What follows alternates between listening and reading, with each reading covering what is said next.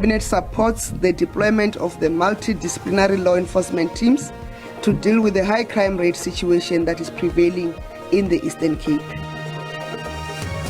Umphathiswa kwi-ofisi yobongameli uthi ikhabhinethi yakwamkela ukutyalwa kwamapolisa ongezelwe yeMpuma Koloni kulandela ukwanda kweziganeko zokunyanzeliswa kokuhlawulwa kwemali yokhuseleko. We are a serious role player in the politics of South Africa. Umongameli wombutho umkhonto wesizwe phathu Jacob Zuma uthembise abemi beli ngelithi lo mbutho uza kuqinisekisa ngokubeka imfuno zabemi beli phambili.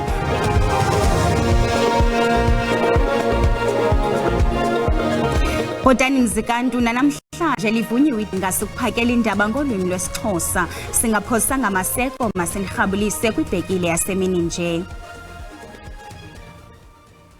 Umphathiswa kwi-ofisi yobongameli uNkosazana Khumbudzo Ntshavheni uthi ikhabhinethi yakwamkela ukutyalwa kwamapolisa ongezelwe yeMpuma Koloni okukulandela ukwanda kwamatyala eziganeko zokunyanzeliswa kokuhlawulwa kwemali ekuthiwa yokhuseleko nto leyo ikhokhelele ekuvalweni kwamashishini amaninzi. The 300 million rands crystal meth. Thetha nonondaba ngeziphumo zenhlanganiso yecabinet yayizolo umphathiswa Ntshavheni uthe unotshe abantu abanakubanjwa ngobhongwana konqevu. Uqhube wathi icabinet iliqhobela izandla inyathelo lokutyalwa kwamapolisa athe xhaxhe kummandla wamasipala uMbaxa Nelson Mandela Bay kunye ne-OR Tambo eMpuma Koloni ukuqhubisana ngqo namarhumsha. Cabinet supports the deployment of the multidisciplinary law enforcement teams to deal with the high crime rate situation that is prevailing in the Eastern Cape.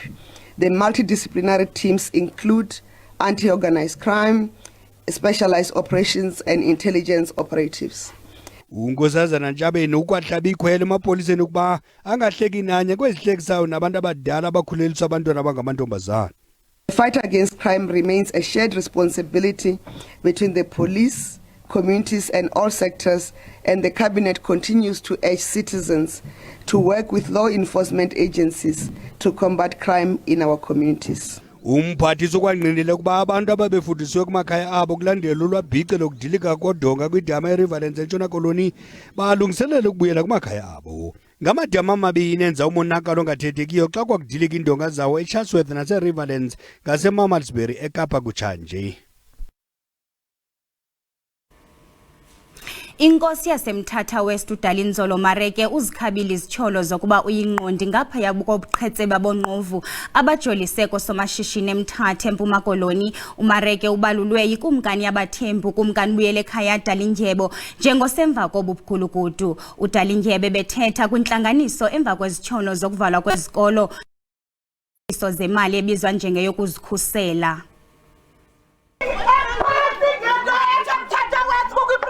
Abahlali basemthatha West bebequmbe besisifu baqhube uqhankqalazo bekhusela inkokheli yabo uDalinzolo Mareke. Aba bahlali bathi kweyokosa kukubona ukuba inkokheli yabo iyenyeliswa. Ubuxoki, ubuvuvu, into ye-protection fee. Akho nto ina-protection fee apha. Zange futhi sathetha ngento ene-protection fee. Embarheni mhlawumbi ungakulive nakomnye umuntu nothi nakum nje njengemntu wakomkhulu asinayo into ethetha nge-protection fee apha. Le ndoda etyholwa ngokuba yiyo ethe gqulu iphehluzelisa abantu kummandla wasemthatha West oba babhatale imali ebizwa ngokuba i-protection fee izikhabele kude ezi sityholo. Ananto nokwazi ngegaraji uthe ndandasukelwa nje kunengxaki yakhona nomhlazi wam uthola ukuthi abetawuni kwendawo zinebhizinisi uzekelo kunabantu abasitshwayo kufuna imali kanje athe i-protection fee omnye afike ayegama lam zisiqo athi uthini ngubani. Abahlali bebeqhuba imihetshuzo bathi uMareke akanachaphaza kuku. Into ebangela uba sibe lapha yinto eyenziwe ngukumkani izolo ethuka inkosi yethu eyayonyulwe sithi singabahlali balapha eMthatha West sayonyula ngokwethu and ke thina ngokwazi kwethu zange simbone ubuyele ekhaya thina apha. uMareke uthi ukhathazekile ngokusetyenziswa kwegama lakhe ngabantu atyholwa ukuba benza ezi zenzo besebenzisa igama lakhe. Izenzo ezikumilanje zokuphethuzeliswa kwabantu ukuba babhatale imali ye-protection fee ngoku sesikhokhelele kubeni amashishini amaninzi avale lokho abantu bephila ngaphansi kwemeko enzima kwiindawo abahlala kuzo. Amapolisa ephondweni kulindeleke ukuba aphehlelele ngokusesikweni iinkcukacha zenombolo ezizawukwazi ukuba abantu batsalele umnxeba kuzo xa kukho izenzo ezikumilanje. Ndinkululeko Nyembezi weendaba ze-SABC eMthatha. Umongameli wombutho Umkhonto weSizwe Phathu Jacob Zuma udlulise umbulelo kubemibeli nabathe bavotele liqela kunyulo lukaMeyi walonyaka. uZuma nobethetha nentatheli eGauteng uthembisa abemibeli ngelithi lo mbutho uzaqinisekisa ngokubeka imfuno zabemibeli phambili. Uqhube ngelithi lo mbutho udlala indima ephambili nebalulekileyo kakhulu kwezopolitiko zeli. We are a serious role player in the politics of South Africa and will continue to grow as a true liberation movement that is fighting for total freedom from our oppressors and from colonialism.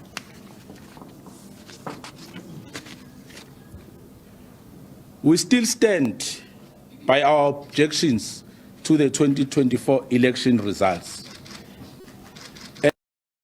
finalizing a very comprehensive submission which will illustrate that there was indeed rigging of votes. We will not retreat from this case until every electoral fraud is exposed. Our objection to the election results does and will not mean that we must not represent our people in legislatures and parliament.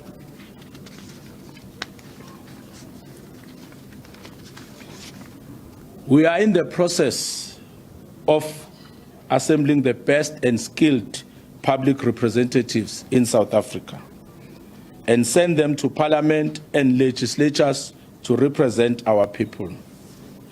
By all measures and standards, the people we are deploying to parliament will be the most skilled, most accomplished, and most experienced collective with resounding and verifiable track record in government and other sectors of society.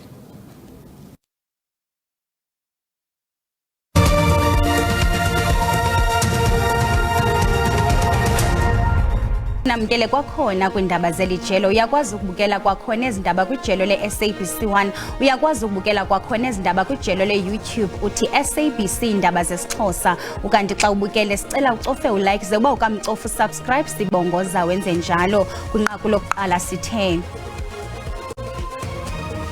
Umphathiswa kwi-ofisi yobongameli uNkosazana Khumbudzo Ntshavheni uthi ikhabhinethi yakwamkela ukutyalwa kwamapolisa ongezelweyo eMpuma Koloni oku kulandela ukwanda kwamatyala eziganeko zokunyanzeliswa ngokuhlawulwa kwemali ekuthiwa yokhuseleko nto leyo ikhokhelele ekuvalweni kwamashishini amaninzi. Igunya lezoqeqesho kwezothutho ithetha ngamafuphi libhengeze ukuvulwa kwenkqubo yalo ka-2025 yenkxaso-mali yemfundo kulutsha oluswele ingqesho. Eliphulo ke linembali yokuxhobisa ulutsha olungenamisebenzi. Apha estudio sinaye uSabelo Mbuku ongumphathi wezonxibelelwano ethetha. Mnumzana Mbuku siyakwamkela ezindabeni.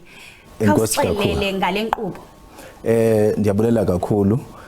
Ithetha njengenye yesitha ezikhoya apha eMzantsi Afrika ezi-21 ineliphulo ke ngokulokuthi sinikeza abantwana abasesikolweni abanomdla wokuqhubeka nezemfundo baqhubeke mhlambe uselese university akwazi ukuthi akhona ukuncedakala ngebasari ezawuthi kwazi ke incedisane ukutya iaccommodation nencwadi ne-tuition. So ke yinto leyo esizama ukuthi sincedisane nabantwana abanezidingo abakhona kwi-society yethu. Mnumzana Mbuku zeziphi ezinye izifundo eziye zixhaswe ile nkqubo? Andiyazi noba uyakwazi ukuqubha nasisi wami. Kukhona into abayibiza commercial diving. Ngama-artisans lawo asebenza ukulungisa imikhumbi ngaphansi kwemikhumbi. Siyazifanda ezo. Abanye ke bazaba nomnqweno wokubhabhisa inqwelo moya nazo siyazifanda but ke unga-adda ki-degrees, i-diplomas, kwi-engineering, electrical engineering, nezinye ezikwi-logistics, IT, njalo njalo. Abantu abafuna ukufaka izicelo bangenza njani, bangayaphi? Sawuthi ukuze sincedisane kakhulu abantwana bethu bangene pha kula www.teta.org.za. That is the website ye TETA. Izawukwazi ukuthi bancede bafumane kukhona i-link pha because kuthiwa you can only apply online. So ukuze bakwazi ukungena pha funeka bangene kula website bakhangele ubursary 2025, ibursary advert 2025, bakwazi ukuthi bangene ba-apply online. Sibamba ngazibini kwe Mnumzana Mpuku. Enkosi kakhulu Mamthembu. Ayaphokoka amazovelwano emva kokusweleka kwenkqubabuchopho yoMzantsi Afrika William Smith nowazenzela igama ngokufundisa izibalo kumabonakude weziko le-SABC nowanceda izigidi zabafundi kuMzantsi Afrika uphela. Ufunde wayityekeza kwinzululwazi nezibalo. Intombi yakhe ibhengeze indaba yokusweleka kweliqala emva kwengulo engephi nesifo somhlaza kwikhaya labo elisePerth, Australia, eneminyaka engama-85. Asaphokoka amazovelwano emva kokuwa komthomkhulu kwizifundo zezibalo nezenzululwazi. uWilliam Smith ingenguye odlala kumabonakude eMelika. Lona wazenzela igama ngokufundisa izibalo kumabonakude wejelo le-SABC, i-Learning Channel. uWilliam wazalelwa eRhini kwiphondo iMpuma Kapa. Waqukumbela izifundo zakhe kwidyunivesithi yaseRhini kwicandelo lamachiza, inzululwazi nezibalo. Uxelenge ithutyana kwinkampani ezivelisa amachiza ngaphambi kokuba asabele ubizo lwakhe lokufundisa izibalo. uWilliam Smith waba ngumhlohli wokuqala ukufundisa abantsundu nabamhlophe ngaphambi kwenkululeko yeli lizwe. I hope that I've made Knysna a better place to live in. I've tried. I've used my television programs. Untingele eAustralia sele esuka kumyezo wezilwanyana eNysna kwintshona Kapa, nalapho wabonakalisa khona uthando lwakhe lwemvelo. Usapho lwakhe luthi uhambe kweli limagada ahlabayo onelisekile ngumqela wakhe. Umongameli Cyril Ramaphosa uthumele amazovelwano kweli qala nelathi lawongwa nge-Order of Baobab. Limkile eliqhawe kodwa imisebenzi yalo iyakuhlala ihleli nakwizizukulwana. Kwindaba ze-SABC ndinguJoe Manciyo. Iweyo Brand Foundation nogxile ekukhuthazeni ushishino nasekusekeni amathuba engqesho uza kubamba inkomfa emxholo uthi Evolution of Women in Leadership kule nyanga yamanina. Ngoku apha estudio sinabo abaququzeleli bale nkomfa, uSelby kunye noNosipho. Siyanamkela enkqubeni. Siqale ngawe Selby, khasichazele ngale nkomfa. Le nkomfa it's one of the biggest and inkomfa enkulayo eqale ngonyaka odlule eDurban. Ngoku iza ngapha eJohannesburg ukuthi ihlanganisa amanina akwi-leadership, kakhulukazi abantu abaphethayo endaweni ezihlukanele kwi-corporate, endaweni ezisithi inkampani ezinkulu, ukuba bahlanganele ndawonye bazodingida uku-empowerishalana nokuvuselelana bengabantu besifazane, kakhulukazi nakulento ekuthiwa i-GBV. So badiscussa bakhuluma kakhulu izinto ezibasizayo nezinto ezibakhuthazayo. Nosipho, size kuwe, yeyiphi imiba eza kushukuxwa kule nkomfa eza kunceda kakhulu abasetyhini? Kakhulu ngoba kuyinyanga yabantu besifazane, sithe ake sihlangane sithathe abantu besifazane esaziyo ukuthi banelizwi elikhulu emphakathini, ukuthi mengabe bekhuluma ngale zimo esibhekene nazo ezibhekene ne gender based violence imaphi ama solution esingaqhamuka nawo ekutheni silweni nawo kakhulukazi la siletha khona ama solution anjengokuthi uma ngabe sibhekene ne gender based violence imaphi ama solution kumacala osomabhizinisi abazokwazi ukuthi belwe nalokhu kodwa sibe si empowerishana ezabantu besifazana. Na njengoko ningumbutho wesisa ingaba lenkomfa into esiza kuyilindela nyaka nonyaka okanye into nje niyenza kulonyaka? Yes, ngoba upresident echazile ukuthi siqale ngonyaka odlule sase sibona ukuthi kune demand enkulu ngapha eGauteng sase sithi ake sisuse ngalesilethe ngala ngonyaka olandelayo futhi sibhekisa eCape Town. Oh, into ethetha ba izawujikeleza kwindawo ngendawo lenkomfa le. Umuntu ofuna ukuba inxalenye yalenkomfa ngenza njani? Kuwo wonke ama socials ethu which is at evolution of women in leadership kuona wonke ama social media uzosithumana khona ayena ku website yethu www.wearyourbrand.co.za bangosifumana kubathole yonke incukatha bazoyifumana khona. Ungathini noSipho ukukhuthaza abanye abantu basetyhini ukuba babe inxalenye yalenkomfa? Ngingathi nje ngimema wonke umuntu wesifazana okhona le ngaphandle ukuthi nanti ithuba lokuthi sihlangane siyimbokodo sizoqhamuka nama solutions ngezimo esibhekene nazo emakhaya emsebenzini nasemphakathini. Sibambe ngazibini koni nobabini. Enkosi. Siyabonga kakhulu. Osomashishini abavelisa iziqhamo ze-citrus eMpuma Koloni banqwalile ukuba ziyabiza kakhulu izithako zokuvelisa i-citrus. Oku kuvele kwinkomfa yesithandathu ye-Export Symposium and Exhibition nesingathwe ngurhulumente waseMpuma Koloni eMonti. iMpuma Koloni ngumveliso omkhulu wesibini we-citrus kweli loMzantsi Afrika. Le nkomfa ijoliswe kwiingxoxo zokwabelana ngolwazi kubo bonke abachaphazelekayo kweli shishini. Amafama abavelisi kwakunye nosomashishini baxoxa ngemingeni yezomnotho ephondweni ukungabikho mgangathweni kwendlela ezilalini nakwiifama ngomnye wemingeni ethe gqolo ukuthintela ukuphuhla kokuthengisa kumazwe ngaphandle iziqhamo ezikwihlobo lwe-citrus. Kwaye umvelisi wesiselo esenziwa ngama-orenji uthi ixabiso lwezinto ezokwenza isiselo se-orenji liphezulu kakhulu. I-prices ze-ingredients ezenza i-orange juice they are high. Lonto leyo indenze yenze affect ke ngoku my profit. So that's the major challenge that I'm facing. Urhulumente wephondo uthi bazama kangangoko ukuqobisana nomngeni wezendlela. Kwimicimbi yezendlela ke sine backlog enkulu kakhulu ukulungisa indlela. Sinendawo ezininzi ezisebenzayo ezingenandlela ziright zokusebenza. Abavelisi beoli beliphondo bathi owona mngeni abajongene nawo ukonyuka kwamaxabiso eoli. Ukuthi kuba umuntu astike kunalento ayaziyo enze i-research enkulu and abe strategic in terms of udibanisa i-partners asebenzisana nazo. When you look at Qobo, when you look at literacy and numeracy levels and even understanding of business, it's supposed to be. So there's a tendency maybe from the villages, even our farmers to a certain extent, to think that we are making lots of money and that money is not getting to them. Ndingusidima Mveku kwindaba ze-SABC ndiseMonti.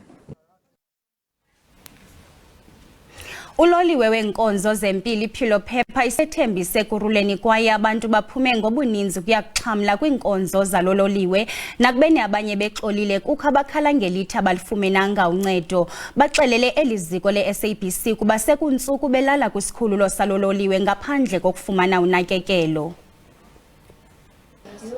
Asibingelele kumbukeli wendaba ze-SABC sila estation sesitimela i-Okmo njengoba kukhona isitimela iPhilo Phepha esihlinzeka ke ngosizo lwezempilo. Sike sangena ngaphakathi kwaso isitimela sabona ukuthi ke kukhona abaningi abantu ke abathola usizo njengoba bekumatasa kusetshenzwa. Kodwa ke bakhona abantu ke abakhalayo abathi ke abeneme ngosizo olutholakala lapha ngoba bathi ke sekunesikhathi belapha ngizokwethula ke njengamanje ubaba uNethe okuwuye kuzosichazela kabanzi ukuthi ke ufike nini la udinga lokho usizo baba uNethe asibingelele sikwamukele endabeni sike sathi ukuxoxa ngasese wasichazela ukuthi usunesikhathi wafika la ufike nini la baba uNethe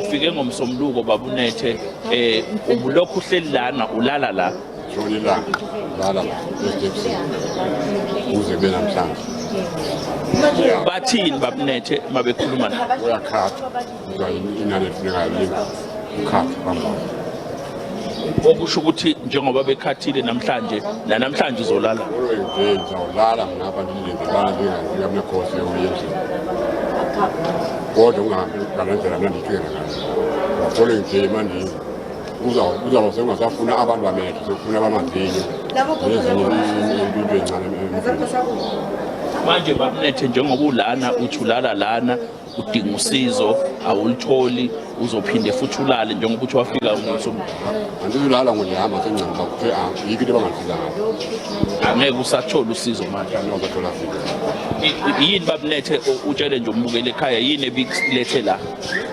kuzokhupha lamehlo ami kuzofuna manje ispecs